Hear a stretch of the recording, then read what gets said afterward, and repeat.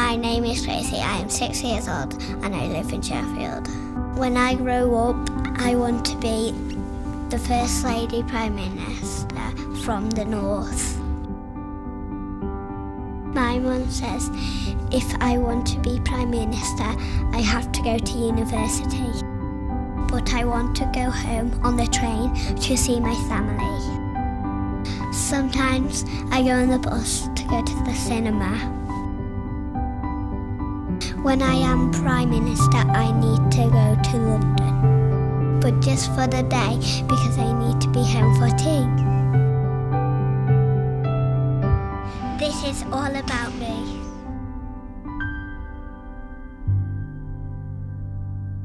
Ladies and gentlemen, please welcome to the stage the Chief Executive of Transport for the North, Barry White.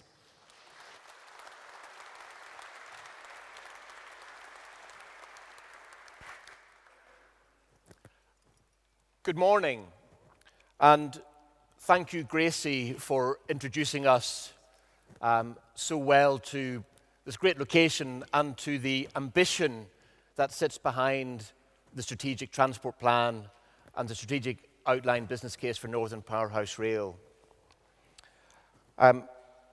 Last week, we had a momentous occasion when Transport for the North met in Chester and united in support behind both the Strategic Transport Plan and the Northern Powerhouse Rail Strategic Outline Business Case, aimed at overturning decades of underinvestment in the North and an economic plan sitting behind that to improve opportunities right across the North so that Gracie and everyone else living in the North can have better opportunities in the future. And what's really important now is that we maintain that strong, unified and determined voice for the North to secure the funding behind our plans so that Gracie can see year-on-year improvements in the transport links across the North and year-on-year improvements in the economic outlook for the North. So my pleasure today is to welcome you here and first of all to introduce a video about our Strategic Transport Plan, which I'll ask the team to run now.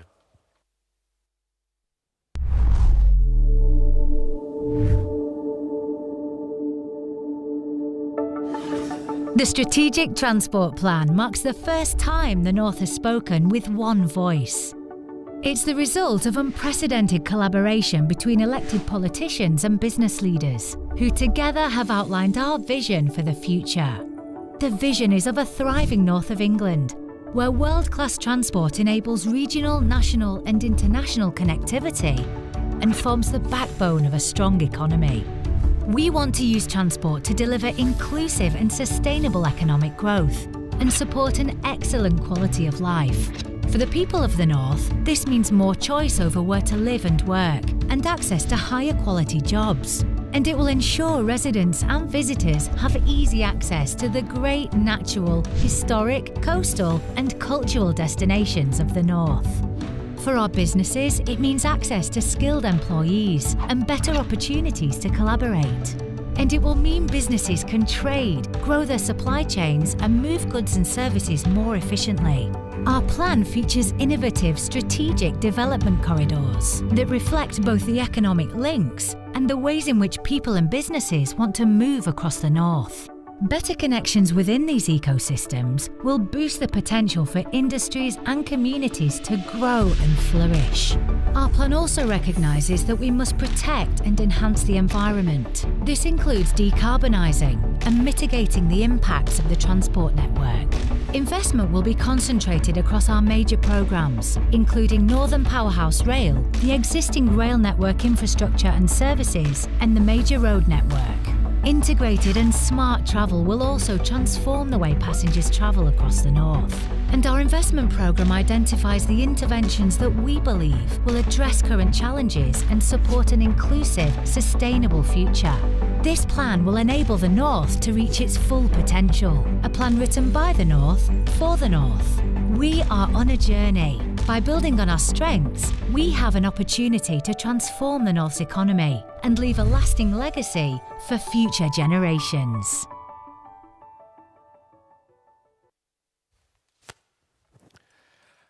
I'd now like to introduce our chair for the day.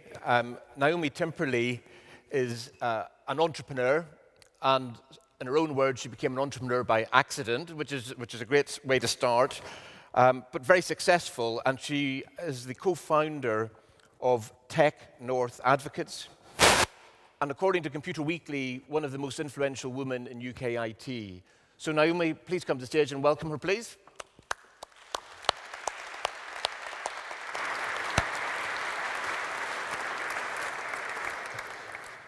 Thank you for making me sound very important, but I really am not. Okay, so just a couple of things that I need to go through with regards to health and safety. There are no fire alarm tests planned. If you do hear the fire alarm, please head to your nearest exit and go to the assembly point, which is at the Cathedral forecourt. We also will be on social media today, so if you're on Twitter, the hashtag is OneNorth. And the Transport for the North Twitter handle is @Transport4North. And if we could just go back to that Wi-Fi slide, because I can't read Stephen's writing on here. So the network is Cutler's Guest, and as you can see, the password is Cutler's Guest 123. So please tweet and let others join in the conversation that aren't here today. Okay, so the first person who will be coming to the stage is going to be Major Dan Jarvis. Thank you.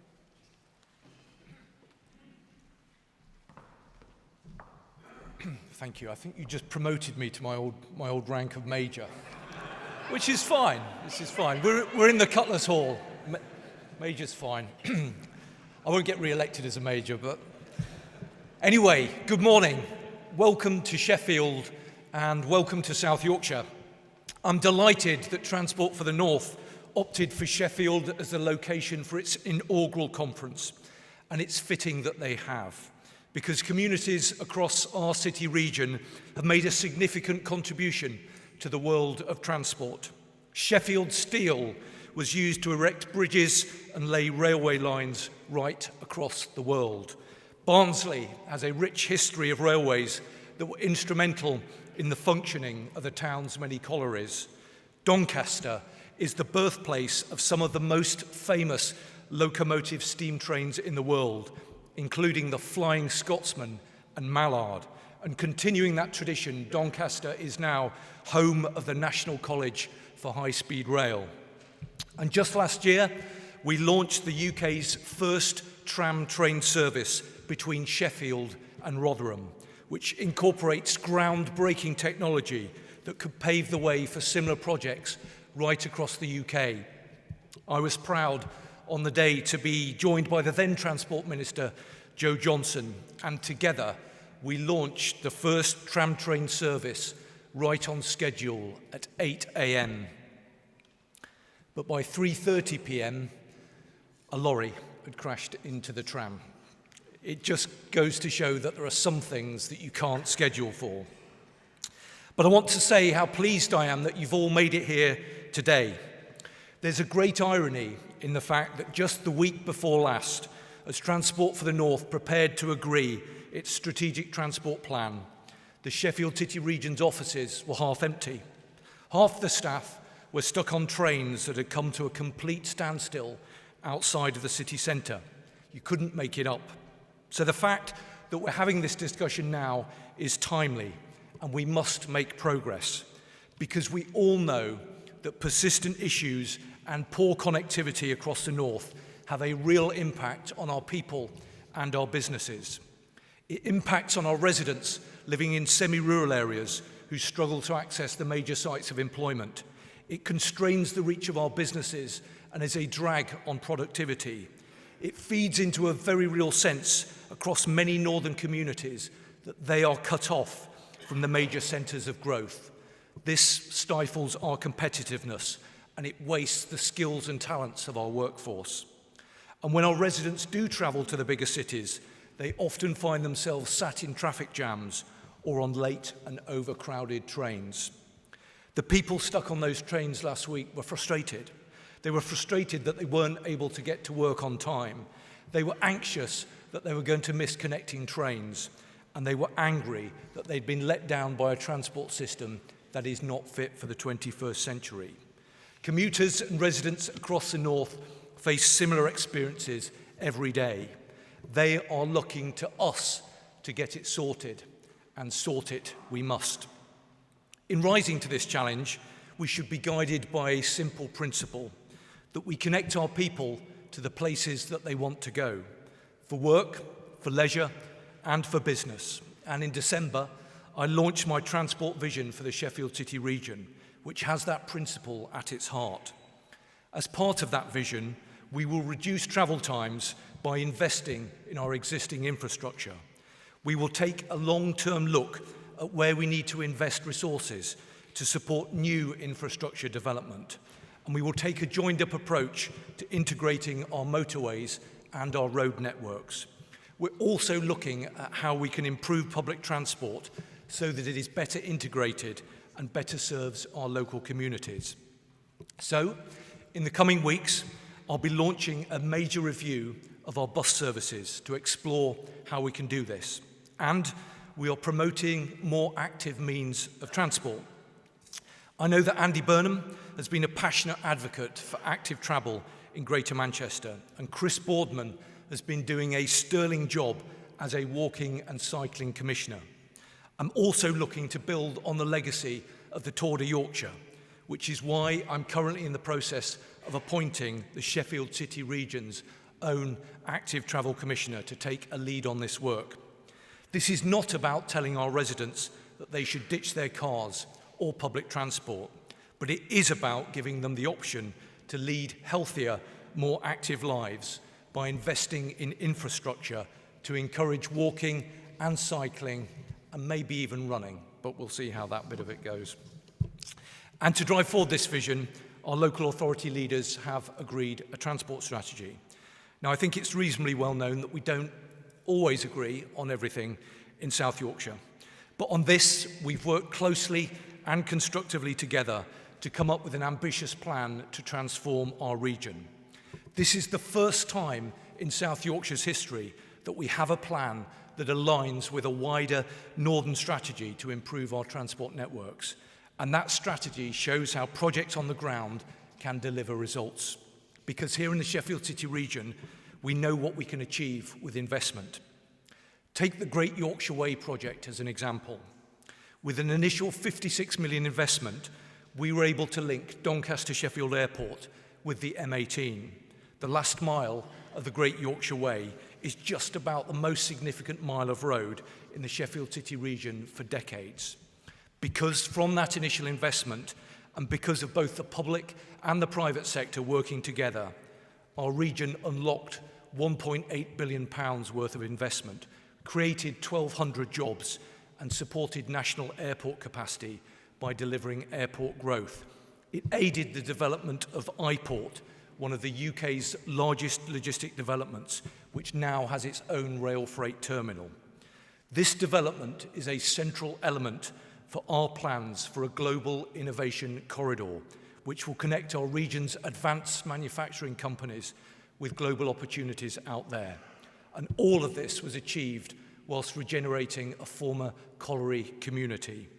Working together, learning from each other, that's how we achieve things, which is why I warmly welcome the Transport for the North Strategic Transport Plan, because it gives us the framework to work together. And we are taking steps forward. Only last week, we agreed the plan for Northern Powerhouse Rail. But most of all, the Strategic Transport Plan reminds us that if we can say with one voice where we want to be, and if we can show how we can get there, we can unleash our full potential. We can develop a transport network that fully integrates all parts of the North, a transport network that connects our people and our businesses with opportunities both within and beyond our great cities and towns, and a transport network that transforms our economy so that it works better for the 15 million residents of the North. This conference is an important step in that direction. It is the start of a process in which the North takes ownership for our own destiny. It is a chance for us to gain a greater say and a greater control over the transport investments that will shape our future. And it has the potential to bring together all the efforts across the North to build a transport network that is fit for the 21st century. If we can get this right, we can transform our economy for generations to come. We can rebalance the decades of underinvestment we've seen in our communities, many of which are still suffering from the historic legacies of deindustrialization. We could potentially lock £100 billion in economic growth for the North's economy, and we could create 850,000 additional jobs in the process. That is the transformative change that we aspire to.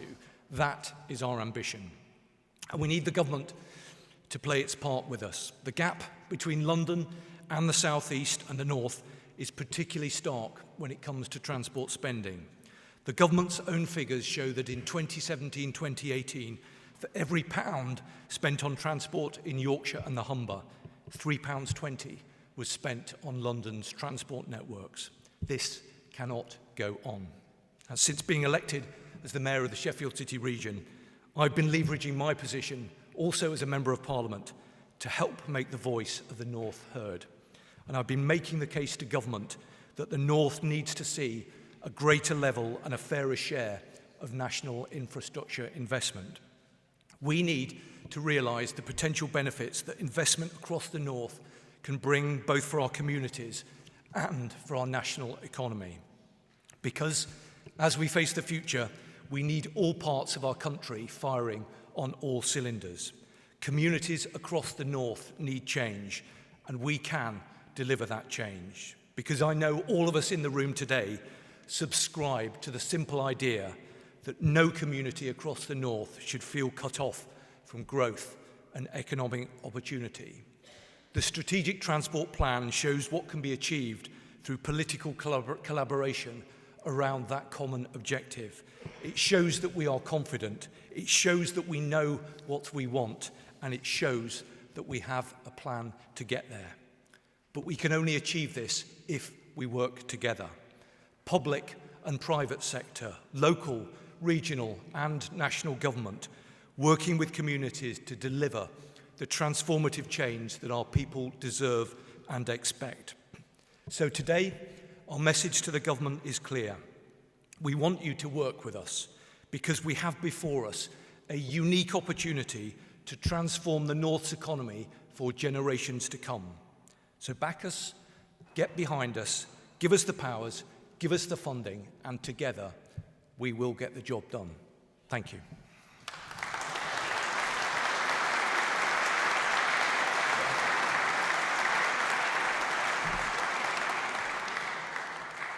Thank you. We're now going to have a short video from Chris Grayling.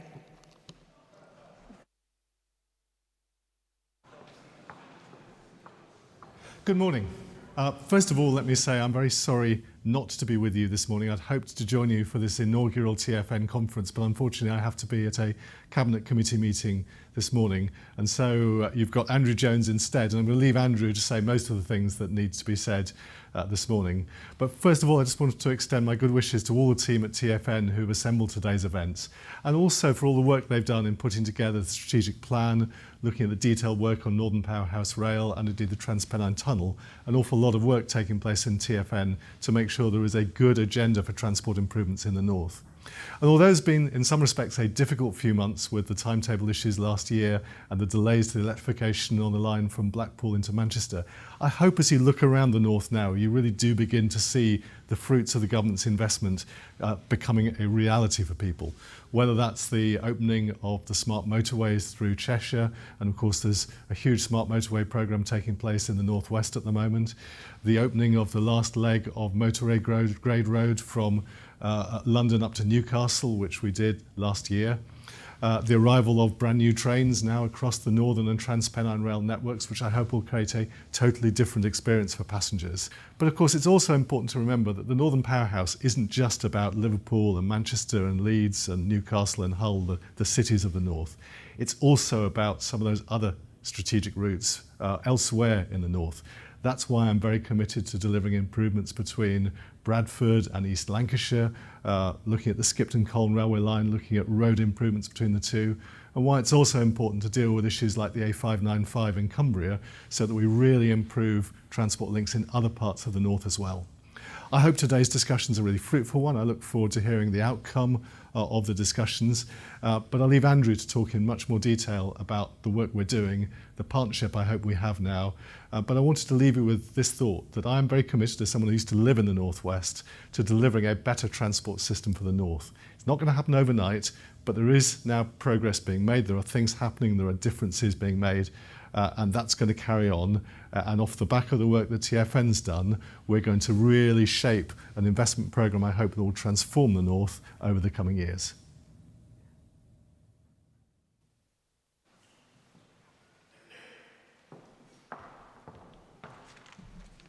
Please welcome to the stage Andrew Jones MP.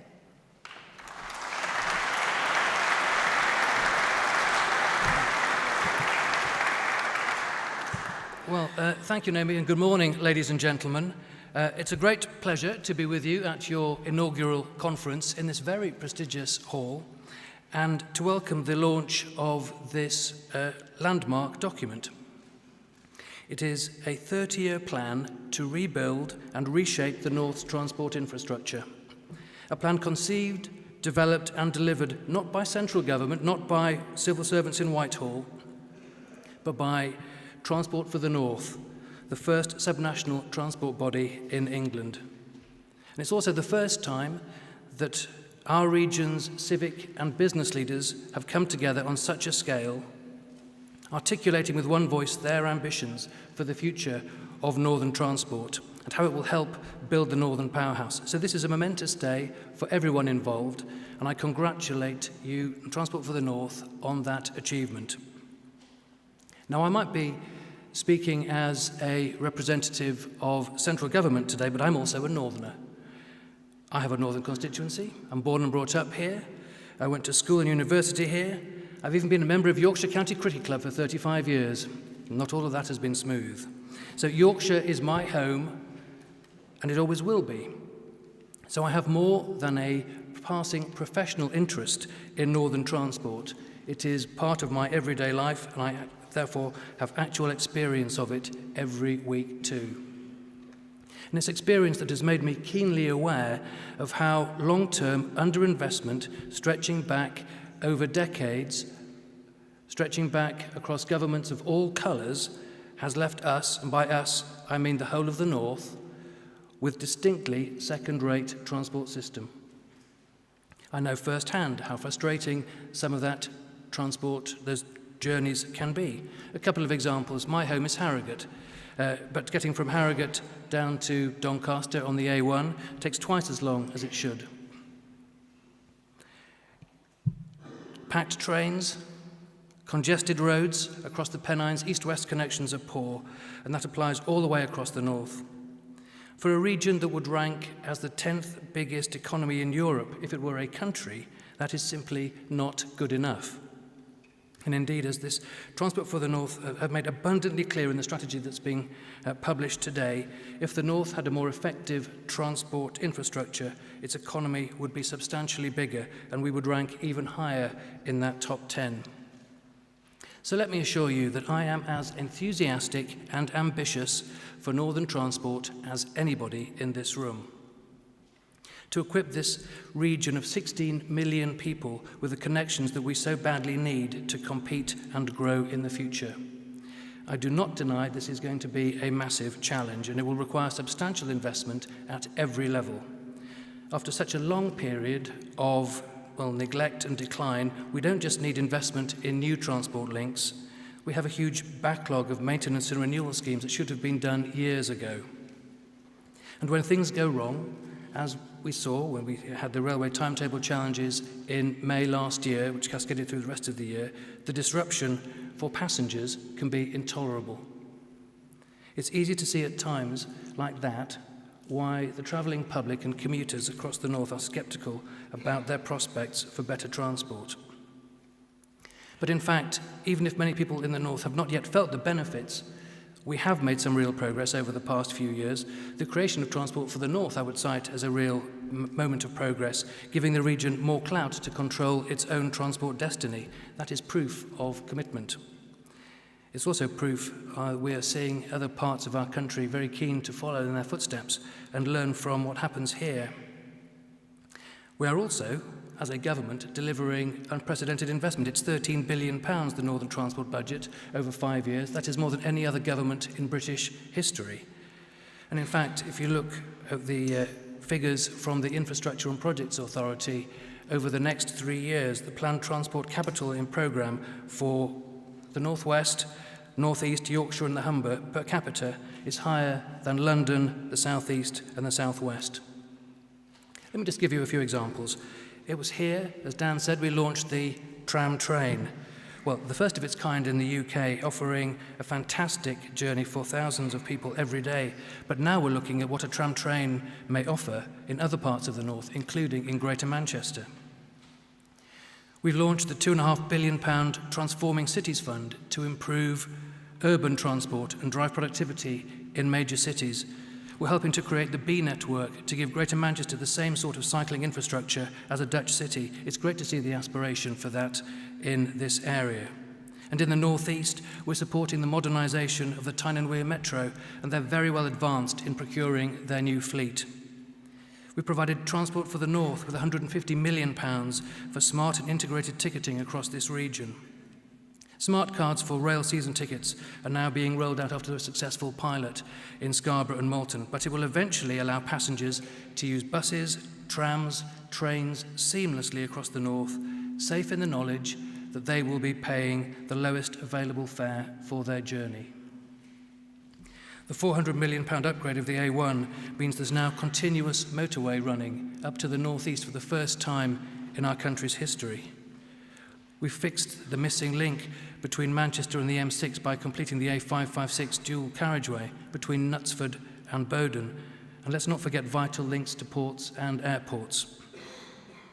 In North Lincolnshire, we've opened the dual carriageway from the M180 to the port of Immingham, significantly improving freight access and making journeys easier for local motorists. And as Dan mentioned earlier, we've helped fund that great Yorkshire Way road to Doncaster Sheffield Airport. But it's not just that airport. The new Manchester Airport Relief Road is now providing faster, safer and more reliable journeys, opening up access to the airport and its amazing £1 billion Airport City Business Park. Our smart motorway network is making major upgrades to the most congested parts of the network, including improvements to the M1. We saw those around here. Junctions 32 to 35A opened just a couple of years ago, and work has started on the biggest upgrade on the Midland Main Line since it was completed in 1870. Now that means more seats, faster journeys during the peak with brand new intercity express trains. And we've made a huge investment in the Great North Rail Plan, including electrification of the Manchester to Liverpool line and the completion of the Ordsall Chord. And after a long and very difficult job, the electric wires on the line from Manchester to Preston via Bolton have at last now been powered up and enjoyed their first service for passengers using that electric service only this morning. So it's important to see today's strategic vision in context. Although we're still at an early stage in the process of modernising and upgrading the transport in the north, it's clear that we have a record of underinvestment, but we are not starting from scratch. There is clearly so much more in the pipeline. You will hear more today. For example, we're spending nearly £3 billion over the next few years improving the rail connections between Manchester, Huddersfield, Leeds and York. Every train on the Northern and Transpennine networks will be new or modernised by 2020. And we've pledged to upgrade major routes such as the A66 connecting Cumbria and the North East. Let me talk a little bit about one of my more favourite projects, which is HS2. Now already there are 7,000 jobs supported by that programme. Already over 2,000 businesses have secured HS2 contracts. Already there are diggers on the ground in Birmingham. Building has started. Now, we've all probably seen some media reports claiming that the northern stages of HS2 might not be built. They're nonsense. HS2 was conceived, developed, and is now being delivered as a national railway, but in particular to improve links for our area, for the North and for the Midlands. So our commitment to HS2, the full network to Leeds and Manchester, is undiminished. And as Chris has said previously, to do so would be to cancel anything would be a betrayal of the North. But we should also recognise that HS2 won't solve everything.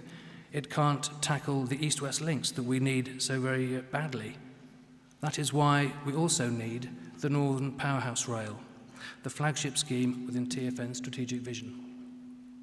And rightly so, this is a once-in-a-lifetime opportunity to make a huge leap in unlocking the full potential of the North, complementing the improvements that HS2 will bring, and even sharing some of the parts of the infrastructure that HS2 will be creating around some cities.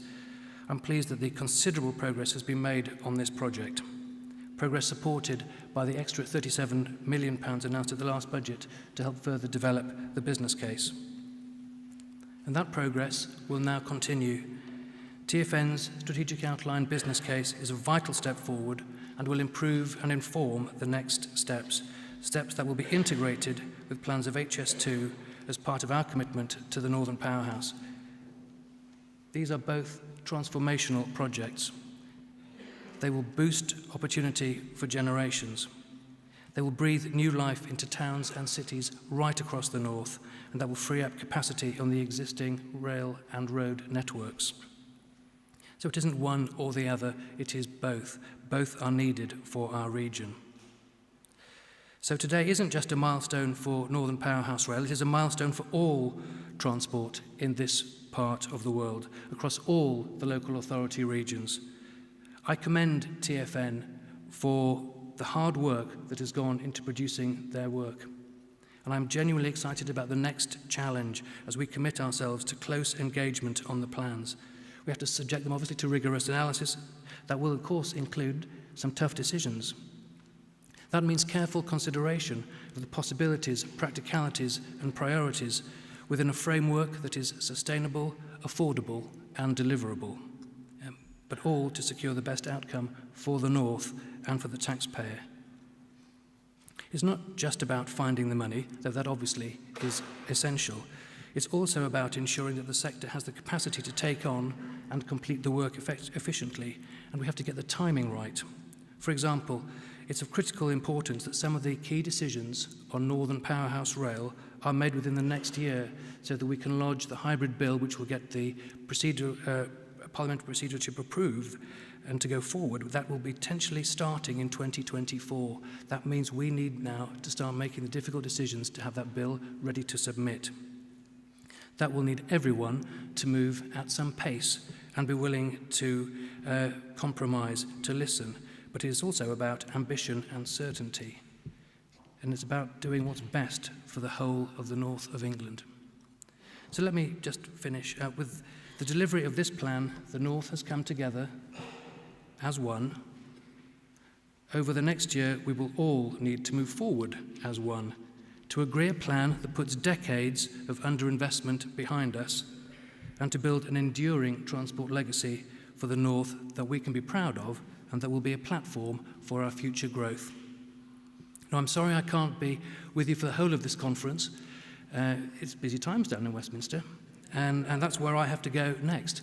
Interestingly, I've just been told that we might be having votes during the course of the afternoon, but Dan hasn't been told that. So I'm not quite sure what that absolutely means.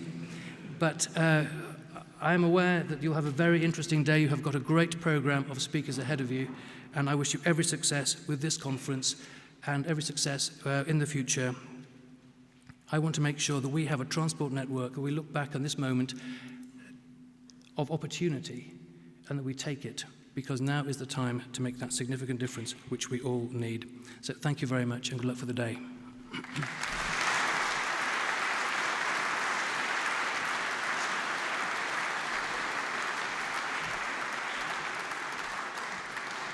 And if we could now welcome Councillor Judith Blake to the stage.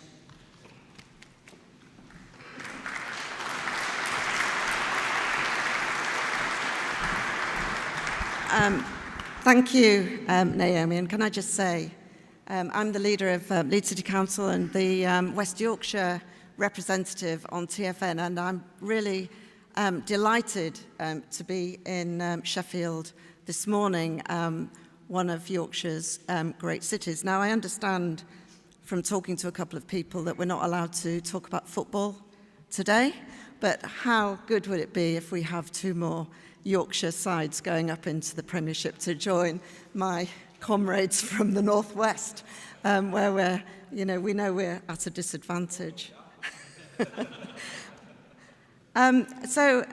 We've heard a lot today about the actual schemes within the plan.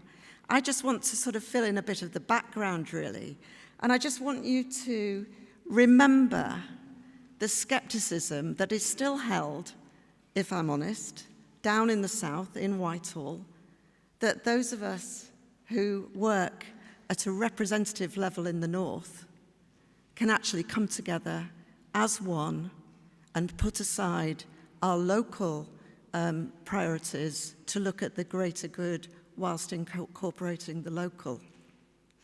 I would say to you today that coming together and launching the plan is a huge statement reflecting the work that we've done over many years, and I'm delighted to see current members of Transport for the North Board in the audience, but also former members.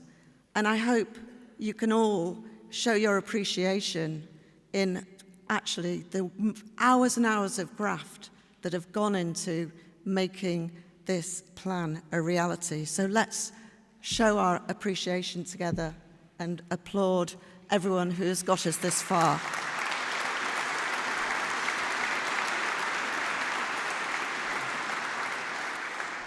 So many of you in the room, I know, will remember the Northern Way and all of the discussions going right back to the beginning of this century. We came together before my time as leader, but as Northern leaders, really recognising that we needed to form Transport for the North to make sure our voice was heard. We knew back then just the uphill struggle that we had and we still have in actually getting our message across and changing the way that infrastructure schemes in this country are funded. And we still have work to do on that score.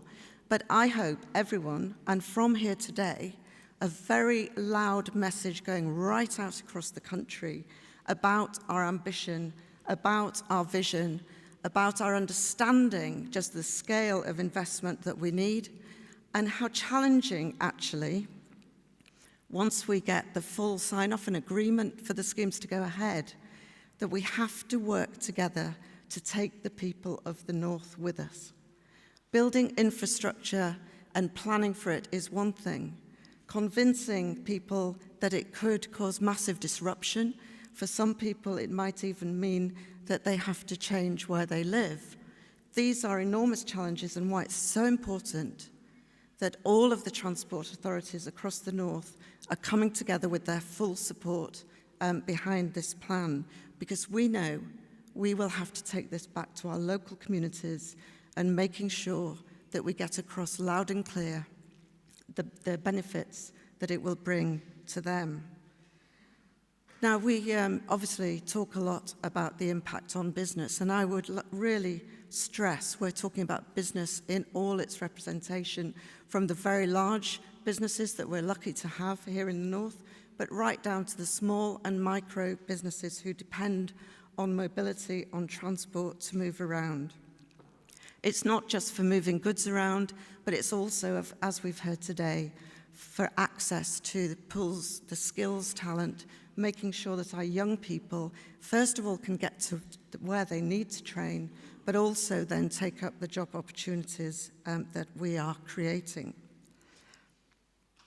I think we've heard an awful lot about the problems of rail over the last few months, and it has, in actual fact, done an incredible amount to enable us to articulate just how important our demands for more investment actually are. It's a great moment that we have electric trains actually running on the Bolton corridor, not just for that corridor, but it frees up the capacity. The trains that are on there at the moment will be able to move around the network to go forward. But as Andrew said, the plan is also about road connectivity. And I know, being in Sheffield, just how challenging moving by road is in the winter. If you have a bad winter, to get to Manchester is nigh on impossible on the current routes that are available. At the same time, we're looking at all the environmental impacts of the transport network that we have on air quality, carbon emissions, on our health, the health of the population, and on social mobility, and indeed on all of those barriers and opportunities that underpin our ambition to deliver genuine, inclusive growth for the people living in our communities. So we talk in big numbers. We talk about additional GVA of 100 billion by 2050. We talk about an additional 850,000 jobs, and our task is to break that down into manageable and understandable chunks for people to really get behind what we're doing. So we are charged with the mission of being bold and being ambitious, but most of all for delivering against the plan that we have laid out. So I think it's fair to say that the members and certainly the political leaders of Transport for the North know that we have some more work to do around governance and how we can actually make sure that decisions for the people of the North are actually made in the North. And we have some more work to do on that. But, you know, it was a really encouraging meeting last week in Chester, talking about all the plans for the Transpennine route upgrade, how all of that work is going to link in with our communities, how it is actually going to be transformational in terms of our economic growth, and bringing alongside how that actually links in with the plans for HS2. As Andrew said, the excitement in the Midlands from knowing that HS2 is going in, the investment that is following it, the investment that I know is coming into Leeds right now because of the promise of HS2 coming in. We have to make sure that we get behind all of the schemes, that we get behind HS2, Northern Powerhouse Rail, plus the more local schemes to enhance the connectivity. The one area that I think we don't emphasize enough is how all of this will be able to transform our networks to Scotland. And I think we're missing a trick by not shouting out loud about the enormous potential of having enhanced links up to Scotland will actually bring. So our task, as well as focusing on the big schemes, is making sure that there's real linkage with the local transport plans, that we recognise that the vast majority of people who live in our cities actually travel around by bus. And we have to make sure that everything we do is actually enhancing people to move seamlessly around. And that's why the whole issue about smart ticketing has been central to the work we're doing. And we are making enormous progress, but there is so much more to do. If you could allow me to be a bit parochial, the Northern Powerhouse Rail for West Yorkshire offers us the potential and the reality, I'm sure, of actually linking Bradford into the main rail network. You might ask why this is so important. But when you actually think of a city that has an annual economic output of £10 billion, a population, and this is often not understood, a population of 530,000 people, and then you actually go and experience what it's like trying to get there on public transport or by road, and you realise just how important having Bradford connected in or Northern Powerhouse Rail, how we can actually talk directly about the impact of getting thousands of people into work, making sure that the city with the youngest profile in the country in terms of demographics, we will be providing access to all of the different sector areas across the north to those young people growing up now, and we need to be getting on and making sure we realise that. So it's a great moment, in my view, based on years of very solid, hard preparation. And now it's up to all of us, and all of us in this room, to make sure that we translate this into reality. I have been charged on behalf of Transport for the North of holding a review into what went wrong on the railways last year, and still continuing into this year. And now with Andrew Jones, we're very close to producing our first thoughts on this. And really coming through loud and clear is that the rail industry in particular is so fragmented. It doesn't have the needs of the travelling public at its heart, and it really doesn't have a clear means of accountability. These are the things that we have to change, and that is why I believe over the next few months we will see argument coming forward for far more devolution. We have devolved powers going down to some of our areas, not across the whole north, but in the area of transport. We have to make sure that those decisions that our people depend on are made closer to home. So that is in the strategic sense, but I will just leave you with this thought. In a local sense, when we're trying to free up road space so that our buses can travel quickly, reliably, on time from our park and rides in, and we want to put yellow hatching on the roads to prevent cars blocking up the network, we have to go to Whitehall to get permission to do that. Things have got to change. We're on a real journey going forward. Thank you for coming today, and I look forward very much to working closely with you all in the future. Thank you.